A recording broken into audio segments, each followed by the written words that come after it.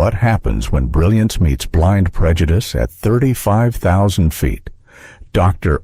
Maya Carter, one of the most celebrated astrophysicists of her generation, boarded a first-class seat with nothing more than quiet dignity and a ticket she had more than earned.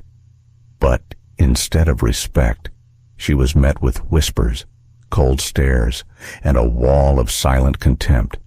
Every request brushed aside, every smile denied, every mile of her journey chipped away at her humanity. Why did the crew see her not as a world-renowned scientist, but as someone who didn't belong?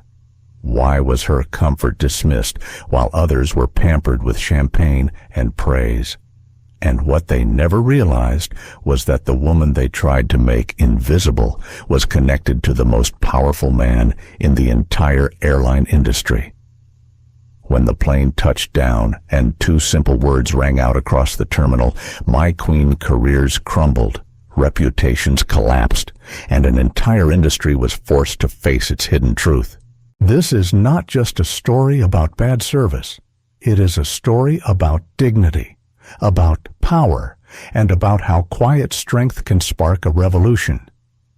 If this story moves you, don't forget to like, share, and subscribe, because what happens next will leave you speechless. The promise of first class is always the same: a quiet refuge above the clouds, a sanctuary of champagne, silk pillows, and the whispered assurance that you belong among the privileged few. For Dr. Maya Carter, a woman who had spent her life unraveling the mysteries of the cosmos, that promise felt fragile from the very beginning. The evening at JFK was cool, the kind that wrapped the glass terminals in a faint reflection of city lights. Maya's car pulled to the curb, her driver carefully unloading her single leather carry-on. She preferred traveling light. Her work lived in her mind and in the slim folders of data she kept with her. Tonight, the weight she carried was not material, it was the weight of anticipation. In Paris, she would accept the Kepler Medal, one of the highest honors in astrophysics, a recognition of decades mapping cosmic radiation, calculating trajectories that would guide future missions into the deep dark. It was more than a medal. It was a moment of vindication for years of solitude, long nights with equations that stretched into dawn, sacrifices most would never see. Inside the terminal, the first subtle resistance appeared. At the Celestia Airways check-in counter, a young man with neatly pressed sleeves and a badge reading Lucas Meyer glanced at her passport, then at her first-class boarding pass, and then at her face. The pause lasted only a second, but Maya felt it, a tiny flicker of suspicion, as if the math of her presence did not add up. He recovered quickly, sliding into the professional smile drilled into every frontline worker.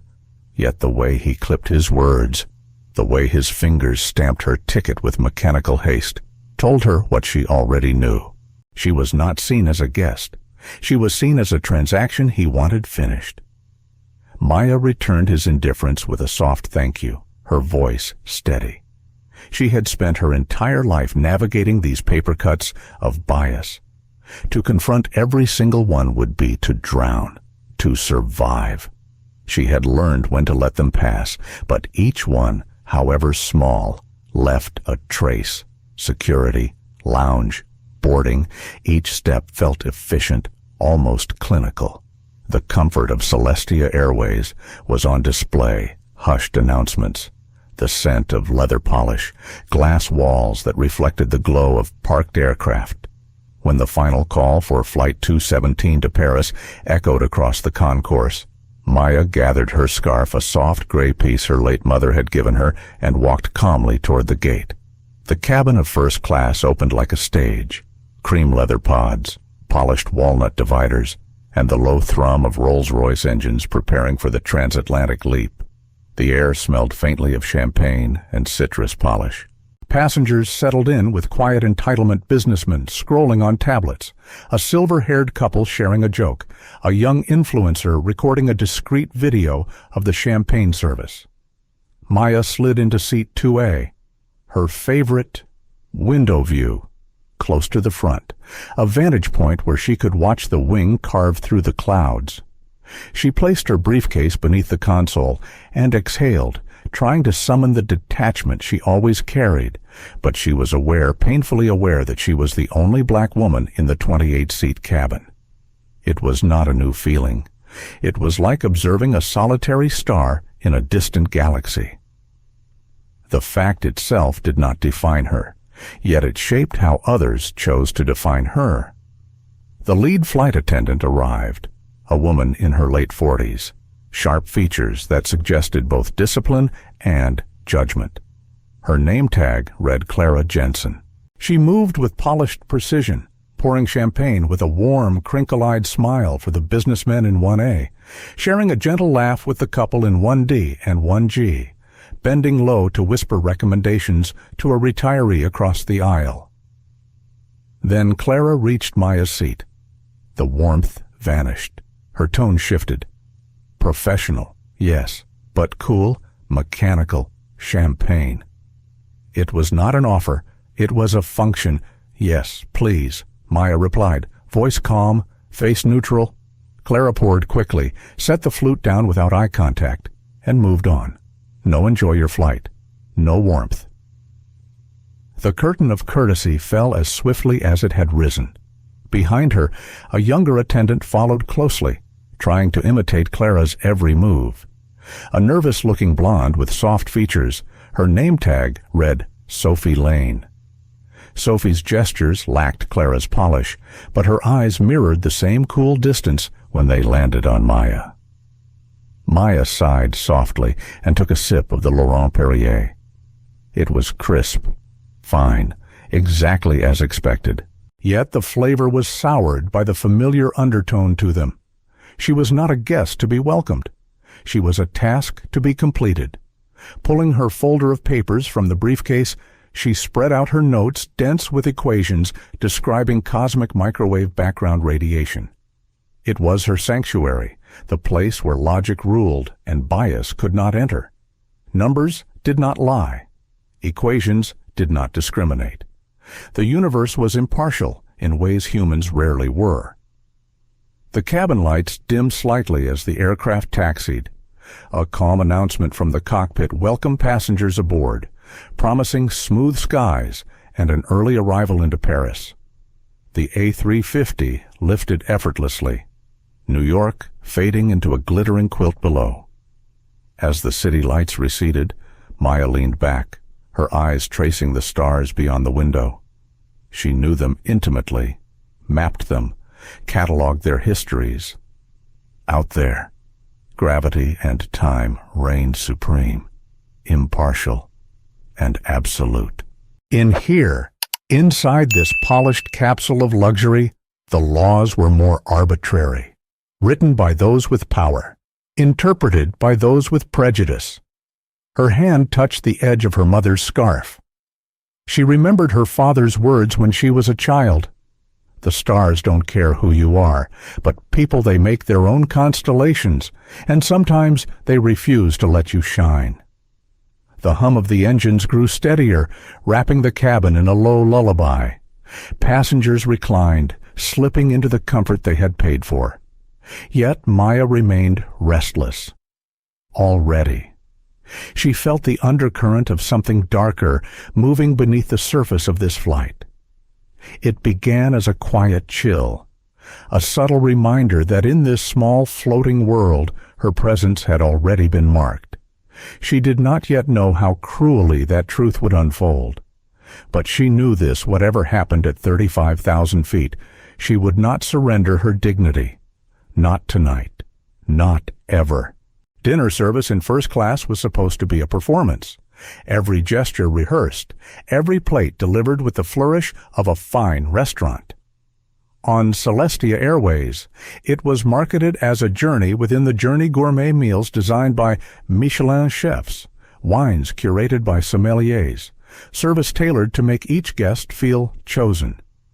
Maya had read the brochure in the lounge. She smiled at the language back then, thinking of it as marketing poetry.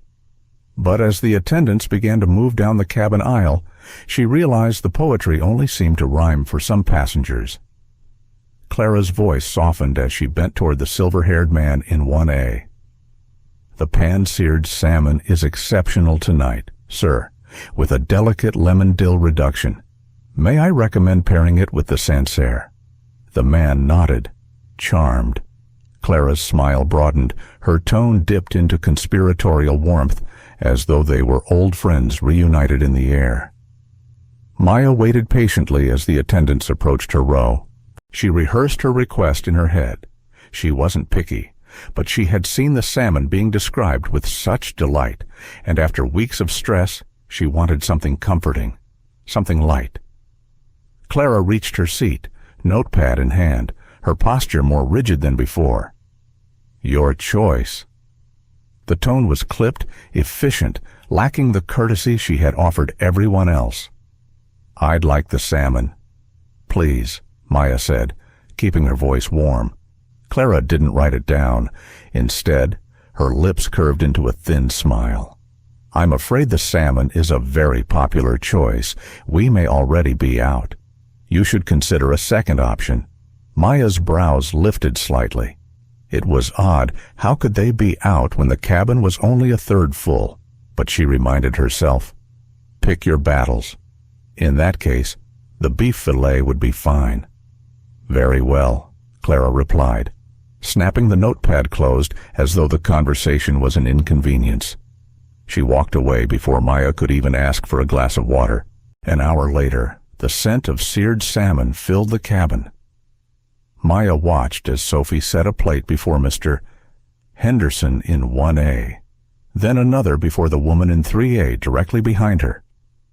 Maya's gaze lingered on the steaming dish, the delicate slice of lemon glistening on top. The lie tasted bitterer than the beef she knew was coming.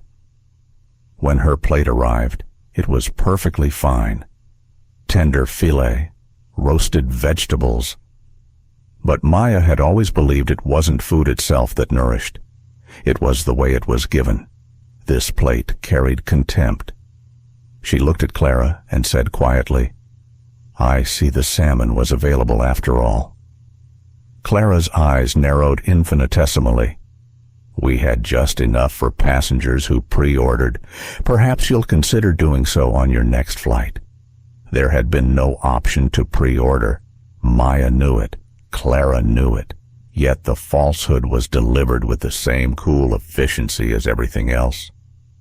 Maya forced a smile and picked up her fork. She would not give Clara the satisfaction of a reaction. Still, her appetite was gone. As the cabin settled into its rhythm, Maya pressed her call button for a glass of water. The amber light glowed above her seat. She waited. 5 minutes, 10, 15. The button was a beacon ignored. She glanced toward the galley curtain and saw shadows moving, heard low laughter. Clara and Sophie were talking, their silhouettes lit by the blue wash of LED cabin lights. They knew. They were choosing silence. Finally, Maya caught Sophie passing by and asked softly, "May I have a glass of water?" "Please." Sophie sighed, as though the request were a burden, and disappeared. The water came 8 minutes later, placed without a word on her tray. Maya asked for an extra blanket. Sophie's answer was curt. "We'll see if any are left." Yet Maya could see a neat stack in the overhead bin. The deception was small, but it was deliberate. The hostility was not overt. No raised voices. No words she could quote as proof. It was a masterclass in passive aggression, 1,000 tiny cuts delivered with surgical precision. The veneer of professionalism made it harder, not easier, to bear. She leaned her head against the window, eyes fixed on the stars. Out there, laws were clean. Gravity, light, time, immutable. In here, the laws were dictated by prejudice, petty whims masquerading as policy. Her mind wandered to her father, the man who first pointed out constellations to her as a child. He used to tell her, The stars treat us all the same. Maya. It's people who draw the lines and say some belong and others don't. The hours crept by. Cabin lights dimmed to a soft midnight blue. Passengers reclined in lie-flat beds, wrapped in duvets, drifting into the luxury of sleep. But Maya couldn't rest. The cold weight of dismissal pressed against her chest. She turned on her entertainment screen, hoping a film might distract her. Twice it froze, pixelating into static. She rebooted. Again it froze. Finally, she pressed the call button. Amber light glowed. 5 minutes. 10. 15. Nothing. Her jaw tightened. She could hear Clara and Sophie laughing softly in the galley. It wasn't negligence. It was a choice. Unbuckling her belt, Maya rose. Her scarf slid from her shoulder, brushing against her hand like a reminder of dignity. She pulled the curtain to the galley aside gently. Clara and Sophie were leaning against the counter, scrolling their phones. They looked up. Their expressions shifted from boredom to annoyance. "My screen isn't working," Maya said quietly, careful not to disturb sleeping passengers. "Could you reset it?" Clara didn't move. She looked Maya up and down, smirk curling her lips. "These systems are sensitive. You need to use the remote properly. Are you sure you're pressing the right buttons?" The condescension was suffocating. Maya's patience cracked, but she forced her voice calm. "I've been flying for 20 years. I know how to use a remote. It needs a system reset from your end. I'll get to it when I have a moment," Clara said, dismissively turning back to her phone. Maya stood for a second, stunned by the blatant disrespect. Treated not as a guest, but as a child. She turned, walked back to her seat, and sat down, her hands trembling with restrained fury. 15 minutes later, Sophie appeared with a steaming cup of coffee Maya hadn't ordered. "Here," she said flatly. "Clara thought you might want this." As Sophie leaned across her, her elbow nudged the cup. Hot liquid sloshed over the rim, splattering onto Maya's silk blouse and blazer sleeve. Maya gasped, not from pain, but from shock. The heat was muted by fabric, but the stains spread quickly, dark against cream silk.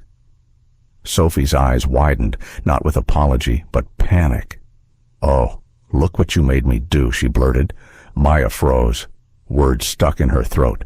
Clara appeared instantly, drawn by the commotion. Her gaze didn't go to Maya. It went to the leather armrest, where a few drops had landed. "For heaven's sake," she hissed, snatching napkins. "These seats are Italian leather. They'll stain." She dabbed furiously at the armrest, ignoring the dark blotch spreading across Maya's clothes. "I believe your crew member spilled this on me," Maya said, her voice sharp but steady. Clara finally looked up. Her eyes were chips of ice. "Sophie said you startled her. You need to be more mindful of your movements. Our priority is the safety and integrity of the cabin." Maya's breath caught. She stared at Clara, stunned. They had spilled coffee on her and were now blaming her, worried more about upholstery than a passenger. Mr. Henderson in 1A peeked over, saw the stain, then slid his noise-canceling headphones on, retreating into silence. Clara handed Maya a damp towel. "Here, for your blouse." The tone was final, dismissive. The towel felt like a token tossed to a beggar. Maya held it, cold seeping into her palm. She didn't use it. She just sat down again, fury compressing into a sharp, focused point. They thought her quiet dignity was weakness. They were wrong. She would not cause a scene. But there would be a reckoning. Not now. Not yet. But soon. The cabin lights glowed a dim blue, casting long shadows across the lie-flat pods. Most of the passengers were asleep now, wrapped in duvets, their seats transformed into cocoons. The hum of the engines filled the silence, steady, hypnotic, almost like a lullaby. But for Maya, There was no rest. The stain on her blouse had dried into a dark reminder of humiliation. Every time she looked down, she saw it, the evidence of contempt masquerading as service. She turned her eyes toward the window instead, toward the infinite stretch of stars. The universe looked calm. Inside the cabin, prejudice simmered, unseen by most but cutting her with every breath. Maya tried to watch a film, but her screen remained frozen. She pressed the call button again. Amber light glowed above her. She waited. 5 minutes. 10. Nothing. Clara and Sophie were whispering in the galley, their soft laughter puncturing the silence. The light above Maya's seat burned like a question mark no one would answer. Her jaw clenched. She had endured hours of subtle cruelty. The salmon lie, the ignored water request, the blanket withheld, the screen dismissed. The coffee incident twisted into accusation. Each moment was small enough to be explained away, but together they formed a wall, designed not just to deny comfort, but to erase dignity. She felt the weight of silence pressing on her chest. Should she let it go? Her father's voice echoed in memory. Sometimes silence is strength, Maya, but sometimes silence gives permission. She inhaled slowly, tasting the metallic tang of resolve. No more silence. She stood, smoothing the creases from her blazer. The scarf at her neck felt like armor. She pressed the call button again, deliberately, making sure Clara could see from the galley. This time, a male attendant, someone she hadn't seen before, pulled from business class, approached with a kind, professional smile. Yes, ma'am. How may I help? Maya nodded politely. I would like to speak with the lead flight attendant, Clara Jensen, at her convenience. The man nodded, not questioning. He disappeared into the galley. Moments later, Clara emerged, her expression taut with impatience. Her body language screamed reluctance, as if dragged from an important duty, though Maya had seen her scrolling on her phone moments earlier. Yes, Clara asked. Voice clipped. Maya didn't raise her voice. Instead, she lowered it, what her graduate students once called her black hole lecture voice, calm, dense, impossible to escape. She looked Clara directly in the eye. I feel it is necessary for us to have a clear understanding of the service I've received on this flight. Clara stiffened. Her arms crossed lightly, though she tried to mask the defensiveness. I'm not sure what you mean, ma'am. Maya's tone remained steady, each word precise. I am not implying anything. I am stating facts. Fact 1, I requested the salmon. You told me it was unavailable, yet I later observed it being served to the passenger directly behind me. Fact 2, my call button has been pressed multiple times and ignored, even as I could hear you speaking casually in the galley. Fact 3, when I reported my malfunctioning screen, you suggested I was pressing the wrong buttons, dismissing my experience rather than addressing it. Fact 4, your colleague spilled coffee on me, and rather than address the incident, you blamed me and expressed greater concern for the leather seat than for my well-being. The words hung in the air between them, quiet but heavy. For the first time, Clara faltered. She had expected an outburst, something she could dismiss as hysteria.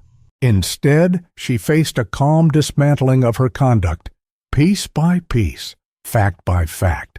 Still, she recovered quickly, the mask sliding back into place. Her voice dripped with condescension. Ma'am, Celestia Airways prides itself on impeccable standards. Perhaps you are simply not accustomed to our protocols. Flying first class can be overwhelming for some.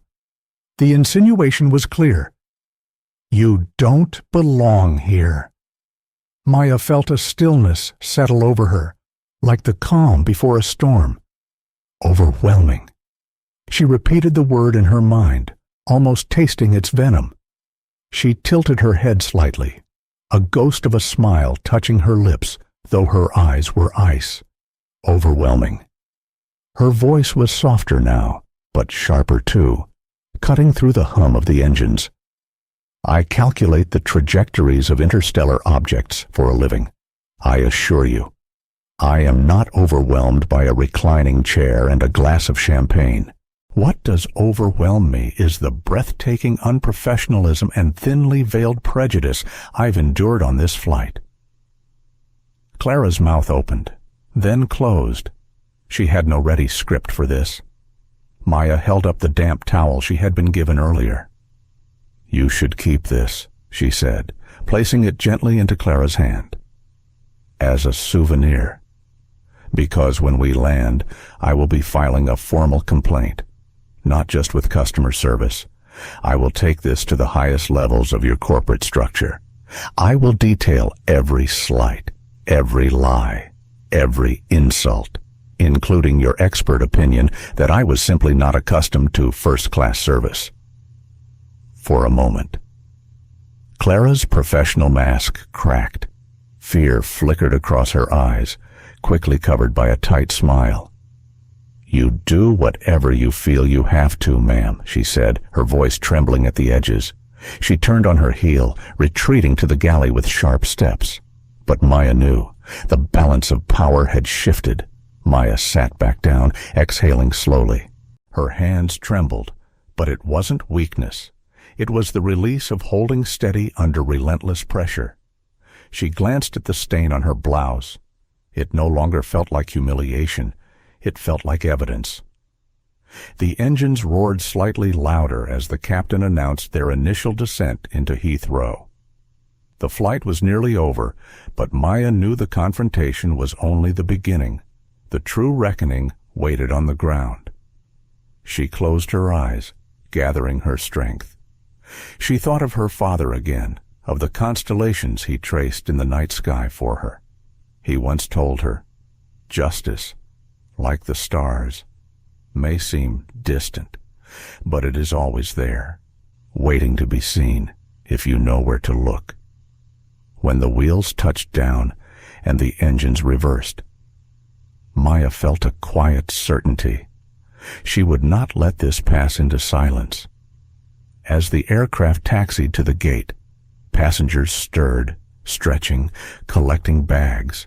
Clara and Sophie positioned themselves at the door once more, plastering on smiles as they bid farewell. "Such a pleasure having you with us," Clara cooed to Mr. Henderson. When Maya reached the doorway, Clara's smile tightened into a thin line. No words, no farewell. Sophie avoided her eyes completely. Maya walked down the jet bridge, her steps steady.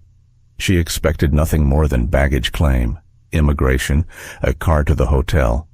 But just beyond the glass corridor, a figure waited, a man in a charcoal suit, tall and composed, whose presence drew a small pocket of stillness in the bustling terminal. Maya didn't recognize him at first, but Clara and Sophie did.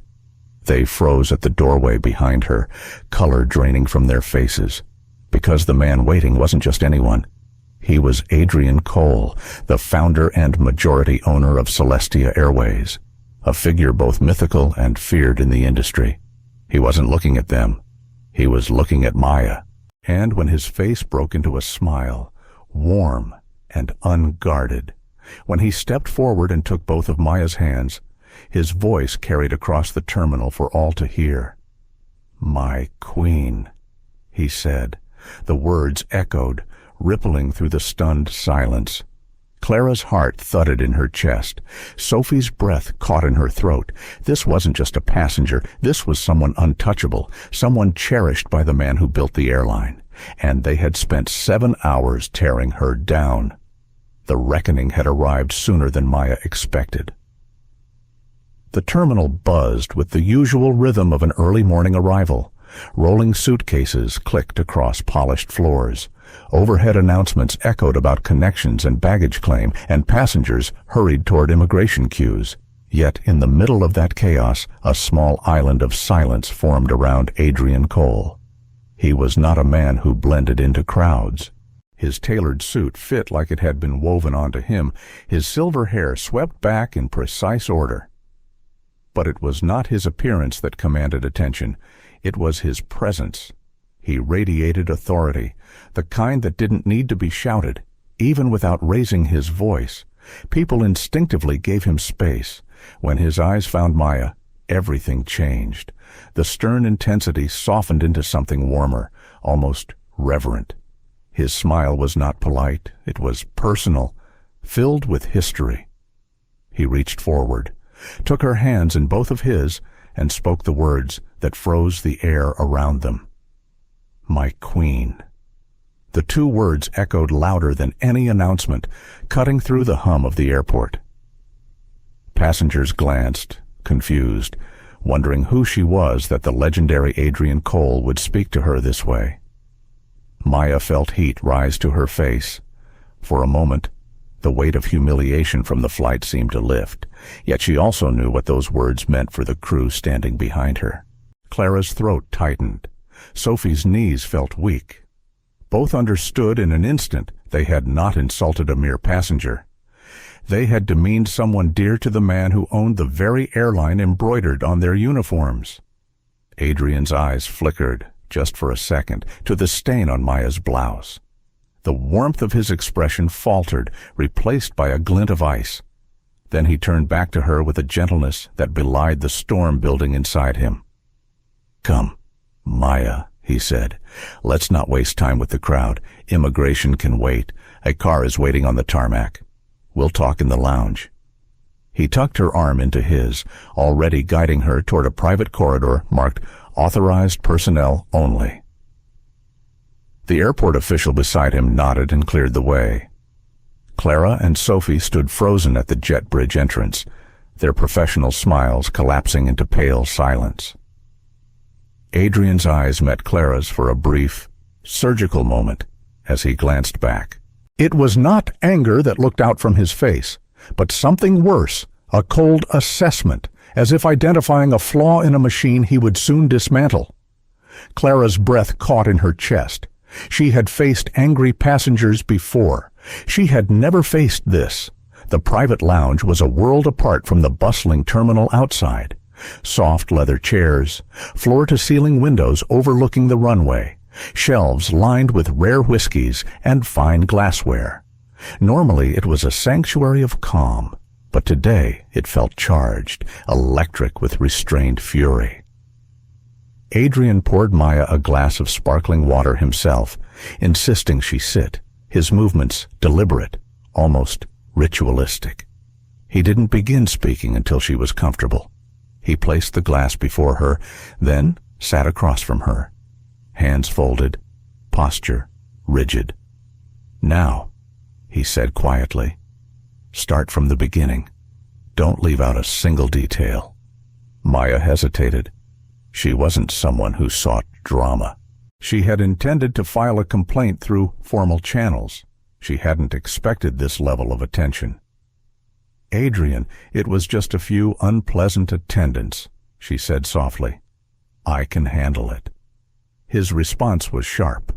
"No, this is not just a few attendants. This is my airline. My name is painted on every tail fin. What happened on that aircraft happened in my house. And in my house, dignity is non-negotiable." The words landed with weight. Maya nodded, understanding there was no escaping this conversation. She recounted everything in her measured, factual tone, from Lucas Meyer at the check-in counter who rushed her with a glance of suspicion, to Clara's false claim about the salmon, to the ignored call buttons, the condescending dismissal of her malfunctioning screen. She described Sophie's spilled coffee, the accusation that followed, and Clara's shocking priority of the leather seat over her well-being. Finally, she delivered the detail that had haunted her the most. Clara's insinuation that she wasn't accustomed to first-class service. As she spoke, Adrian's expression hardened. His knuckles whitened against the arm of his chair. When she finished, silence pressed between them. "They did this to you," he murmured, more to himself than to her. His voice was low, dangerous, to James Carter's daughter. "In my airline." He stood abruptly and began to pace the length of the lounge, a caged predator searching for release. His words came in clipped bursts. The arrogance, the ignorance, to assume, to decide based on nothing but the color of your skin that you were unworthy of basic respect. Maya tried to calm him. "It's not your fault. Adrian, you can't be everywhere." He spun back toward her, his eyes sharp. "The hell it isn't. This is my responsibility, my crew, my culture, and I will deal with it." He strode to a phone on the side console, pressed a single button, and spoke in a voice so cold it could have frozen fire. "Danielson." On the other end, Danielson Pike, head of European operations, answered immediately. "Mr. Cole." "Is everything all right?" "No." Adrian said flatly. "Activate Code Nightingale. Flight CAA 101 from JFK, which landed 40 minutes ago." There was a sharp intake of breath on the other end. Code Nightingale was a protocol almost never used, reserved for catastrophic breaches of conduct. It meant the entire on-duty crew was to be grounded immediately, their credentials suspended, and none allowed to leave the airport until an inquiry concluded. "Understood," Danielson replied, his voice now grim. "I want every crew member from gate to galley in Conference Room 4 within 1 hour." Adrian continued, "Bring HR Director Cynthia Hart, legal counsel on a secure line, and the complete service files of Clara Jensen, Sophie Lane, and Lucas Meyer. Also, pull the audio logs from the first-class cabin for the last 8 hours. Yes, Mr. Cole. I'll have it done." Adrian hung up the phone with finality. He turned back to Maya, his expression softening only slightly. "I'm sorry to put you through this, but I need you there. They need to see you. They need to understand exactly what they've done." Maya exhaled slowly.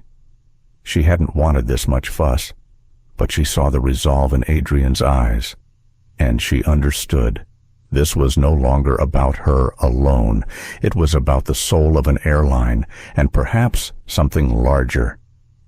Conference Room 4 at Heathrow was sterile and gray, the kind of corporate space designed to strip away distractions, but today it felt like a courtroom. At one end of the long, polished table sat Adrian Cole, granite-faced, and beside him Maya Carter, composed yet steady. On their side sat Danielson Pike and HR Director Cynthia Hart, files and laptops at the ready. At the other end sat the accused.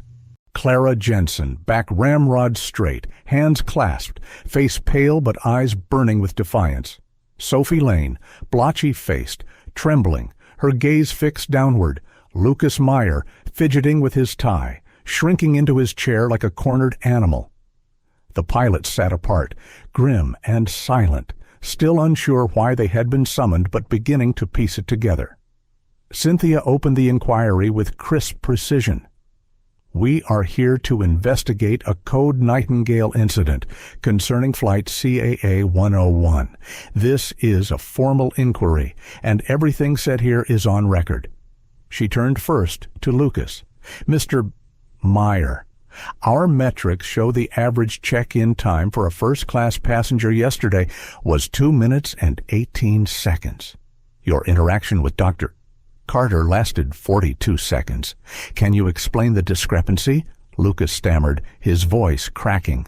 "She had her papers in order. It was quick, just efficient." "A transaction," Cynthia repeated, her pen scratching against paper. "Not a welcome, not service."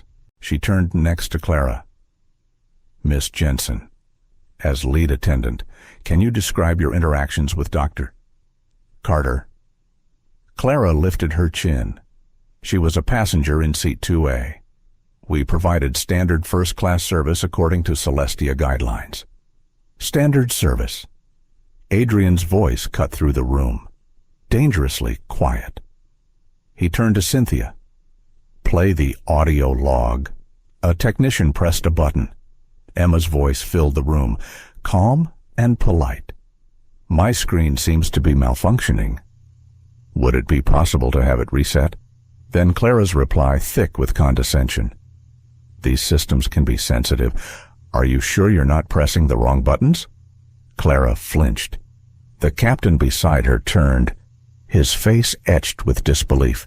The next clip played the clatter of the cup, Maya's gasp, and Sophie's panicked voice. Oh, look what you made me do. Then Clara's hiss. For heaven's sake, these seats are Italian leather. This will stain. Sophie dissolved into sobs at the sound of her own voice. Finally, the last clip played. Maya's calm dismantling of each insult, followed by Clara's venomous words. Perhaps you are simply not accustomed to our protocols. Flying first class can be overwhelming for some. When the recording ended, silence gripped the room like a vice. Adrian rose slowly, his movements precise, each step measured. His gaze fell on Clara, then Sophie, then Lucas. His voice, when he spoke, was low but carried the weight of thunder. For 15 years, I have built this airline on one principle. We fly planes, but we serve people with dignity, always. That principle I learned from a man who taught me everything. A man who believed the most ignorant person on earth is the one who thinks they know everything about someone just by looking at them. That man was James Carter. He gestured toward Maya. This is his daughter, but that fact is irrelevant. What matters is that you looked at a passenger and judged her unworthy. You belittled her. You excluded her. He leaned forward, palms pressing against the table. And that is unforgivable. The silence inside Conference Room 4 grew unbearable. Everyone at the far end of the table looked as if the air had been pulled from their lungs. Clara Jensen's lips trembled, but her posture remained stiff, a fragile shield against the weight pressing down on her. Sophie Lane's tears had not stopped since hearing her own voice replayed. Lucas Meyer kept tugging at his collar as though it might loosen the noose tightening invisibly around his career. Adrian Cole's gaze swept the table. It was not anger in his eyes, but something colder, more precise. He studied them like defects on an assembly line, flaws that had slipped past quality control but would never be allowed again. He turned toward Cynthia Hart. "Proceed," he said. Cynthia's voice was steady, effective immediately. The employment of Clara Jensen, Sophie Lane, and Lucas Meyer with Celestia Airways is terminated for gross misconduct. Their access badges are to be revoked before they leave this building. Their names will be recorded in the permanent disciplinary registry. The words hung like a final verdict. "You cannot do this!" Clara burst out, her voice shrill with panic. "I have 20 years of service, 20 years of loyalty. You think you can erase that in one meeting?" Adrian's lips curved into something between a laugh and a growl. "Loyalty. I read your file this morning. Clara. Complaint in 2018. Complaint in 2020. Complaint in 2023. Always the same story hostile to passengers who did not fit your narrow view of who belongs in first class. You claimed language barriers. You claimed cultural misunderstandings. But the pattern is obvious. What happened on that flight was not a mistake. It was the continuation of a career built on quiet cruelty. You are finished in this industry." Clara's face went pale, then red. Her eyes shot daggers at Maya, as if the woman across the table were responsible for her ruin. Maya held her gaze, but did not flinch. She felt no triumph, only a heavy sorrow that this was what prejudice reduced people to, small, bitter shells of themselves. Sophie broke into sobs again. "I did not mean to hurt her," she whispered. I was scared. Clara told me to follow her lead. I panicked. Her voice cracked into silence. Adrian leaned forward. Kindness costs nothing. Sophie, nothing. Yet you bankrupted yourself on that flight. You had a choice, and you chose cowardice. Lucas tried to speak. It was only 40 seconds. I did my job. You were the first gate. Adrian snapped. The first impression of this airline. You acted not as a host, but as a bouncer, a gatekeeper. That is not what we built Celestia to be. The security officers at the door stepped forward at a nod from Cynthia. Clara jerked away from her chair, muttering curses under her breath. Sophie rose on shaky legs, barely able to stand. Lucas avoided everyone's eyes. His shoulders slumped as the three of them were escorted out of the room. The door clicked shut, leaving behind only the echo of their downfall. Adrian turned to the two pilots. "You are cleared of direct misconduct," he said evenly. "But make no mistake, you command more than engines and altitude. You command culture. A sickness like this does not survive unless it goes unchecked. Be vigilant. Watch your cabins as closely as your cockpits." The pilots nodded, chastened. Adrian sat back down, his voice lowering, but the steel remained. This is not the end. This is the beginning. Danielson, Cynthia, prepare a full report for the board. We will not hide this. We will confront it openly. Celestia will answer for what happened on CAA 101, and we will change because of it for the first time since she had landed. Maya spoke. Her tone was calm, but the tremor of emotion ran beneath it. "Adrian, this cannot only be about punishment. It has to be about transformation. Otherwise it will happen again. To someone else who may not have someone like you waiting at the gate." Adrian looked at her, the corners of his eyes softening. "You are right, as always." He turned to Cynthia. "Draft the framework for a new program, not the usual workshops, something real. Something immersive. I want every member of staff to walk away changed, not checked off. Dr. Carter will advise directly." Maya hesitated, feeling the weight of what was being asked. She was a scientist, not a corporate strategist, but she also knew this was a chance to make something lasting out of the humiliation she had endured. She nodded slowly. The inquiry concluded, but the echoes of it rippled far beyond that sterile room. By evening, whispers had spread across Heathrow's staff corridors. By the next morning, industry blogs had picked up rumors of a code Nightingale. By the end of the week, passengers who had been on flight CAA 101 were posting fragments of the story on social media. The phrase "My Queen" became a trending hashtag as clips of Adrian at the arrivals gate began circulating. For Clara, the consequences arrived swiftly. Her name flagged in every hiring database. Doors slammed shut before she even had the chance to knock. The uniform she once wore with pride was replaced with a polyester blazer at a duty-free shop, where she barked at teenagers stacking shelves. She carried bitterness like a second skin, muttering about ungrateful passengers whenever a black family walked past. But her prejudice no longer had power. It was a cage she built for herself. Sophie's path diverged. She returned home to Ohio, consumed by shame. She wrote a letter to Maya, 3 pages long, filled with regret. She confessed how fear had twisted her into complicity, how the words she uttered still echoed in her dreams. Maya read it twice, then penned a short reply. "The past is fixed, but the future is a matter of choice. What matters now is what you do next." Those words became Sophie's lifeline. She enrolled in social work, determined to dedicate her life to protecting others from the kind of harm she had once inflicted. Lucas Meyer fled. He cashed out his modest pension, vanished into the beaches of Thailand, and told friends he was starting over. But shame followed him like an unwanted shadow. He discovered quickly that no paradise could outrun memory. For Celestia Airways, the storm became a crucible. Adrian and Maya worked side by side to design the Carter Initiative for Dignity in Service, named in honor of her late father.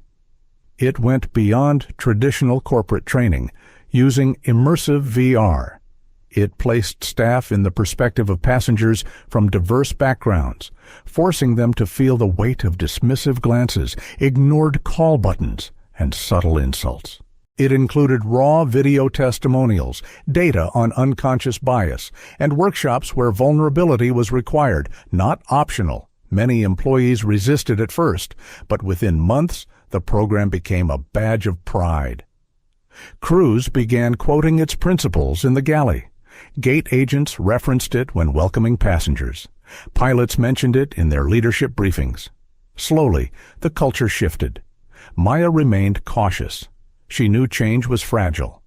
But one autumn afternoon, a year later, as she settled into seat 2A on a Celestia A350 bound for Geneva, she experienced something unexpected. A young flight attendant with kind eyes approached, introducing herself with genuine warmth. "Dr. Carter," she said, "it is an honor to have you with us. Before I ask about your drink, I want to say I am part of the first graduating class of the Carter Initiative. The first principle we learned was simple: a ticket buys passage, but our job is to offer dignity. That lesson changed the way I see everything." Maya's throat tightened. She thought of her father, who loved the stars because they treated every person on earth with the same impartial majesty. She smiled at the young woman. "Champagne would be lovely," Maya said softly. "Thank you." As the aircraft lifted into the sky, Maya finally felt the last chill of that humiliating flight melt away, replaced by a warmth that was more than comfort. It was the knowledge that her pain had seeded change, that dignity had taken root at 35,000 feet. The sun had barely risen over London when the first headlines appeared. At first, they were whispers tucked inside aviation blogs and niche industry newsletters. By noon, they were flashing across global news feeds. Code Nightingale declared on Celestia Airways flight. The words carried a chill, as if an emergency beacon had been fired into the sky. Few outside the industry even knew what Code Nightingale meant, but speculation filled the void. Passengers from Flight CAA 101 began posting their own accounts online. A businessman in Seat 1A uploaded a short video describing how he had overheard the sharp exchange between the crew and Dr. Maya Carter. A woman in 3A shared a photograph she had discreetly snapped of Maya's blouse, stained with coffee, her expression calm but wounded. Within hours, the hashtag MyQueen spread like wildfire, fueled by the airport footage of Adrian Cole greeting Maya with those two seismic words. The internet latched onto the story. It was not just another complaint about bad service. It was something deeper, something raw. A brilliant black woman humiliated in first class, a powerful airline owner cutting through the crowd to call her his queen. Justice delivered not in a court of law, but in a conference room where prejudice was confronted head-on. By evening, the story had gone global. Morning shows in New York debated the implications. Commentators in Lagos and Johannesburg praised Maya's dignity. In Tokyo, the phrase "My Queen" trended alongside images of galaxies and telescopes, tying her scientific legacy to the storm of cultural reckoning she had unleashed. Inside Celestia's London headquarters, the communications team scrambled, phones rang non-stop, journalists demanded statements, advocacy groups requested meetings, politicians hinted at hearings. Adrian stood in the center of it all, calm but relentless. He refused to issue a polished PR statement. Instead, he prepared for a press conference unlike any the airline had ever seen. The following morning, cameras packed the atrium of Celestia House. Employees lined the balconies above, whispering nervously. Adrian Cole walked onto the stage, not with an entourage of lawyers or spin doctors, but with Dr. Maya Carter at his side. The room hushed instantly. He began without preamble. Yesterday, one of our passengers endured a disgraceful failure of service on Celestia Airways Flight CAA 101. That passenger was Dr. Maya Carter, one of the most distinguished astrophysicists of our time. But this is not about titles. This is not about fame. This is about dignity. And dignity was denied. His words rang clear, his voice carrying the weight of conviction. Let me be blunt. 3 employees abused the trust placed in them. They judged a woman not by her ticket, not by her humanity, but by their prejudice. They are no longer with this company, but firing individuals is not enough.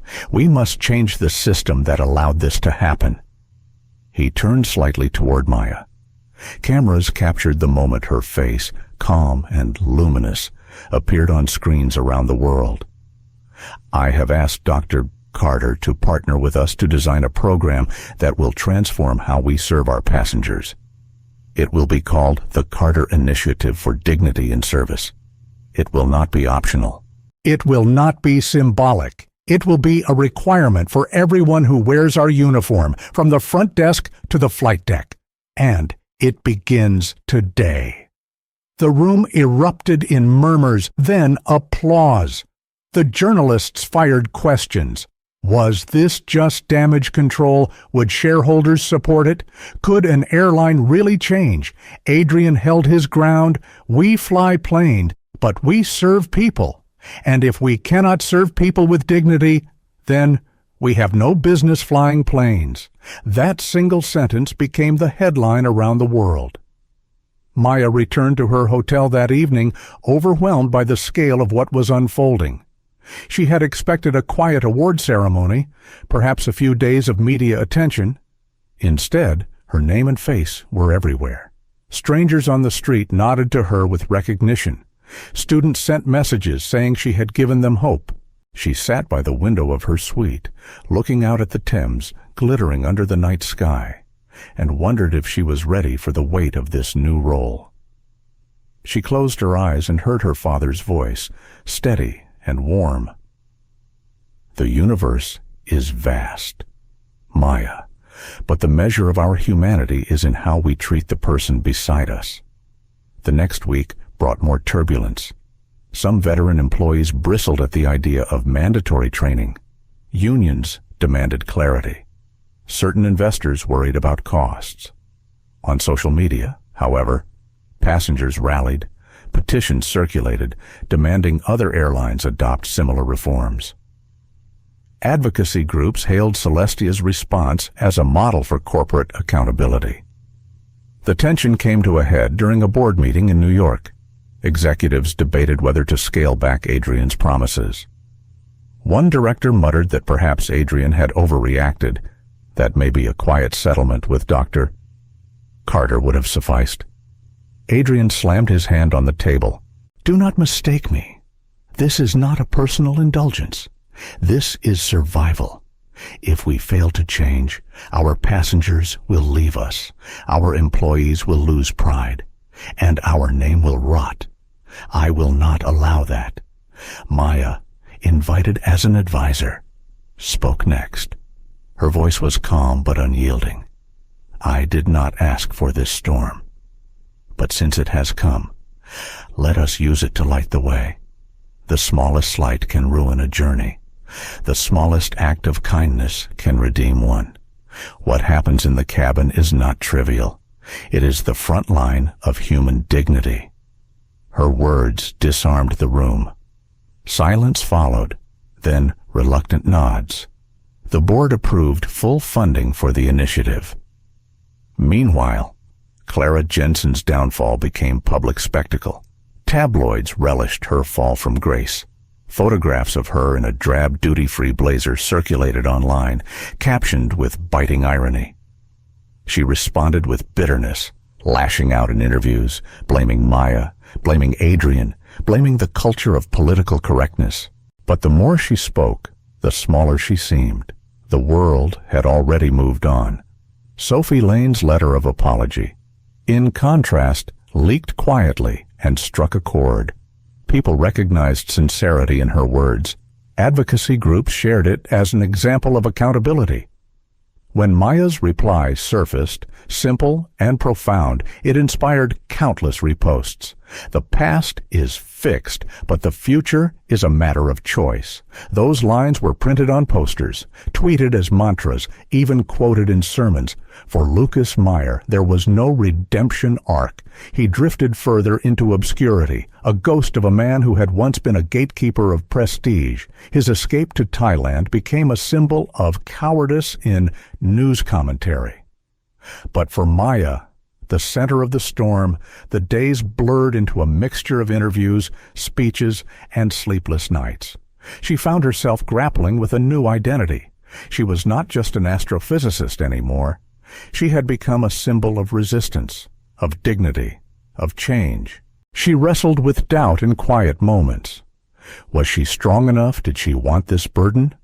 On a flight to Geneva, weeks later, she sat in seat 2A again. The hum of the engines filled her with both comfort and apprehension.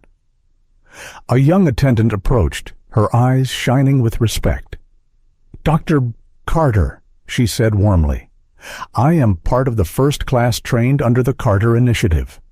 The first lesson we learned was that a ticket buys passage, but our role is to offer dignity. It changed everything for me."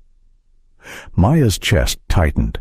For the first time since the storm began, she felt peace. She ordered a glass of champagne, smiling as the aircraft lifted into the night sky. She thought of her father's words, of Adrian's unwavering support, and of the countless passengers whose journeys might now be different because she had refused to stay silent. She whispered to herself, barely audible over the engines, "The universe expands, and so must we." The first months of the Carter Initiative were anything but smooth. Inside the training centers, Celestia Airways had hastily established. Flight attendants sat stiffly in chairs, while facilitators introduced modules that felt foreign to many. Some leaned forward with curiosity. Others crossed their arms with thinly veiled resistance. The program combined virtual reality scenarios, first-person passenger accounts, and hard discussions about unconscious bias. Maya Carter had insisted on the structure herself. She did not want corporate platitudes or laminated posters with empty slogans. She wanted real immersion. She wanted crew members to feel what she had felt on Flight CAA 101, not to memorize polite phrases, but to understand the weight of invisible wounds. The first VR module placed participants in the seat of a black passenger in first class. The program was built from her testimony and enhanced with subtle but powerful details. The cool gaze of an attendant who smiled at every other passenger but stiffened when looking at you. The soft laughter of a crew member in the galley as your call button blinked unanswered. The discomfort of requesting a meal and being told it was unavailable, while the same dish appeared on the tray table beside you. Some trainees removed the headset in silence, shaken. Others muttered that the simulation exaggerated reality. One middle-aged attendant scoffed aloud that he had served thousands of passengers and had never once been accused of prejudice. The facilitator, trained by Maya's team, did not argue. Instead, he asked the man to sit through the module a second time, but this time as a white passenger receiving the smiles and the laughter. The man left the room subdued, his arms no longer crossed. Adrian Cole attended the first session himself. He did not sit in the back as a silent observer.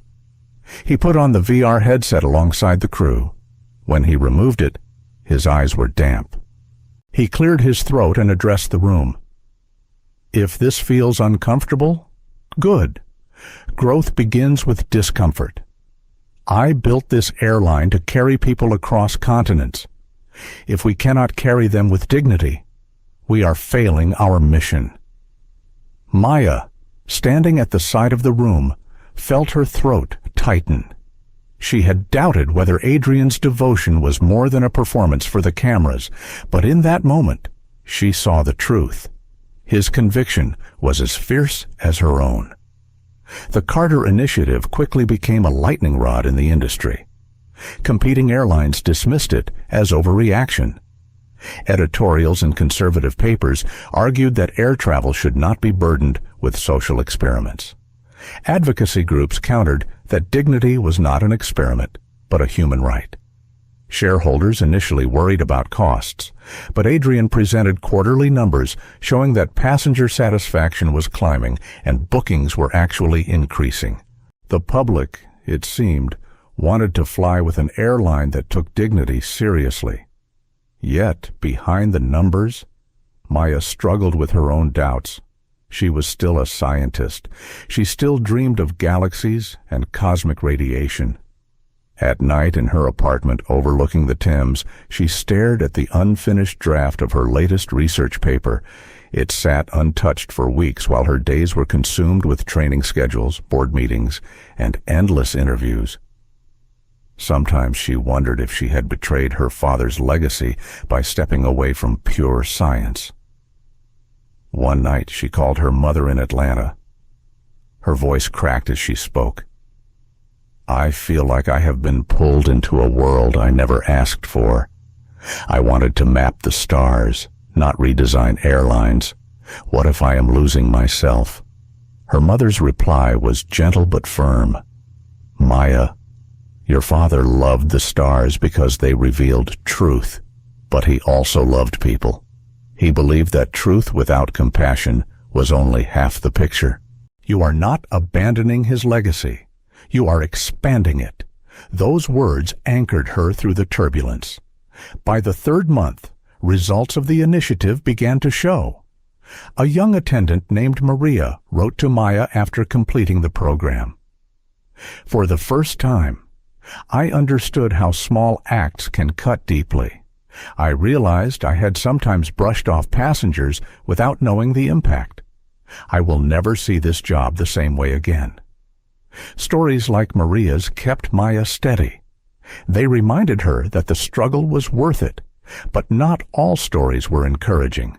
Clara Jensen, the disgraced lead attendant, reappeared in the press with bitter interviews. She portrayed herself as the victim of a witch hunt, claiming that Maya had exaggerated her experience. Tabloids hungry for conflict gave her a platform. Adrian's advisors urged silence, but Maya disagreed. She chose to respond in a long essay published in a respected science magazine. The article was not defensive. It was reflective. She wrote about microaggressions, about how silence can wound more than words, about how her calm exterior on Flight CAA 101 masked a storm of humiliation. She wrote that the Carter Initiative was not about revenge, but about ensuring no passenger ever felt invisible again. The essay went viral, not in the sensationalist way of gossip columns, but in classrooms, universities, and leadership seminars. Professors assigned it to students, executives cited it in memos. Parents shared it with their children. Maya realized that by speaking as a scientist, measured and precise, she had reached people who might never have listened to activists. Still, the work was exhausting. She often found herself awake at 3 a.m, scribbling notes, replaying conversations, doubting her every decision. In those quiet hours, she remembered the stain of coffee on her blouse and the smirk on Clara's face. She remembered the hollow ache of being dismissed again and again. The memory reignited her resolve. 6 months after the incident, Adrian organized a special flight from New York to Los Angeles to showcase the progress of the initiative. Maya boarded reluctantly, dreading the symbolic weight of it. She sat in seat 2A again, her heart pounding. The crew greeted her with warm sincerity. not forced politeness. The captain personally welcomed her aboard. During the flight, she watched interactions carefully. When a young man in business class asked for help with the entertainment system, the attendant knelt beside him with patience, never rushing. When an elderly woman requested tea, another attendant remembered to bring honey without being asked. Small gestures, but meaningful. Midway through the flight, the purser approached Maya. "Dr. Carter, may I thank you? I have worked in this industry for 20 years. I thought I knew service, but your initiative taught me something new. It taught me to see people, not just passengers." Maya's eyes stung. She nodded, unable to speak. When the plane landed in Los Angeles, reporters were waiting. Maya did not smile for the cameras. She was tired, but it was a good kind of tired, the kind that came from meaningful work. She thought of her father again. The stars above Los Angeles were faint, drowned in city light, but she knew they were there, steady, constant, expanding. For the first time since that humiliating night over the Atlantic, Maya felt that her trajectory had aligned again. She was still an astrophysicist. She was still a daughter. She was now also something more, a guardian of dignity at 35,000 feet. The Carter Initiative had started as a storm. It was becoming a compass. The Carter Initiative had begun to ripple across the industry like a shockwave. What started as a single airline's internal reform program became the subject of heated debate in boardrooms and newsrooms. Some praised Celestia Airways for leading where others had failed. Others saw it as a dangerous precedent. In the first few weeks, union representatives filed formal complaints, claiming that the new training placed undue psychological stress on crew members. Anonymous letters appeared online accusing Maya Carter of seeking attention rather than justice. A popular morning show ran a segment titled Airline Overreach When Service Turns Political, in which one guest claimed passengers should not dictate company culture. Maya watched these broadcasts in silence. She understood that change never came without resistance, but even she was not prepared for the sheer volume of backlash. Strangers sent her emails calling her entitled, suggesting that her seat in first class had clouded her perspective. Some accused her of fabricating details to gain fame. Others suggested that Adrian Cole's support for her was nothing more than favoritism. She spent long nights reading the words on her laptop screen, her chest tight with anger. She would close the computer, pace her apartment, and force herself to breathe deeply. Every instinct told her to fight back, to correct every lie. But her training as a scientist reminded her to step back, to gather data, to wait for the right moment. Adrian, on the other hand, was less patient. He called an emergency press conference, standing behind a podium with the Celestia Airways logo. He declared that dignity was not politics. It was principle. He spoke with fire in his voice. Our mission is not just to move passengers from one place to another. Our mission is to remind the world that every person, no matter their background, deserves respect at 35,000 feet. If that makes us controversial, so be it. The speech went viral. Supporters cheered his courage. Critics rolled their eyes. But the one person who mattered most to Adrian remained strangely quiet. Maya sat in the front row of that press conference, her hands folded in her lap, her expression calm. When journalists asked her for a comment afterward, she gave none. She wanted her work to speak louder than her words. Still, she knew silence could be misinterpreted. That night she stared at her reflection in the bathroom mirror. The coffee stain from Flight CAA 101 had long since been cleaned away, but in her mind it was still there, a dark shadow across her blouse. Was she doing enough? Was she hiding behind data and structure when what the moment needed was passion, or was her quiet resolve the very thing that made her voice powerful?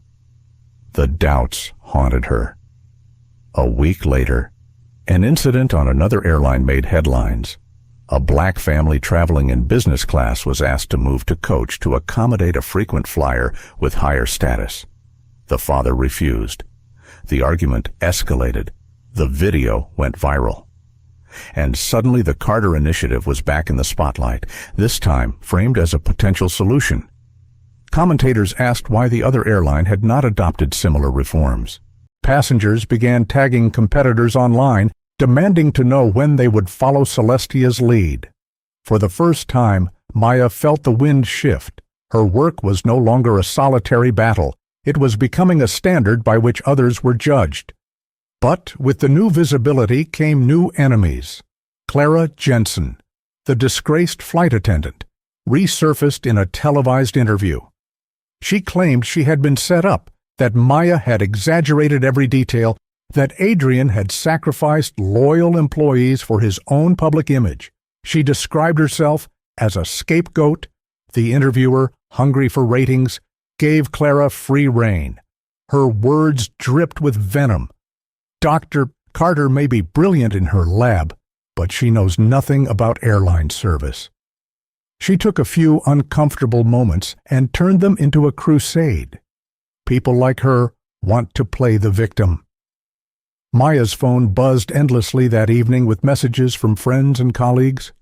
Some told her to ignore Clara. Others begged her to respond. She closed her eyes and remembered her father's voice. Maya, never wrestle with shadows. Shine a light, and the shadows vanish. The next morning, instead of calling a press conference, she submitted an op-ed to the New York Times. In it, she recounted her experience in clinical detail. She wrote about the microaggressions that piled up mile after mile. She described the moment of being scolded for damaging a leather seat while hot coffee burned her skin. She ended with a simple line. The Carter Initiative is not about me. It is about ensuring that no passenger ever has to feel invisible again.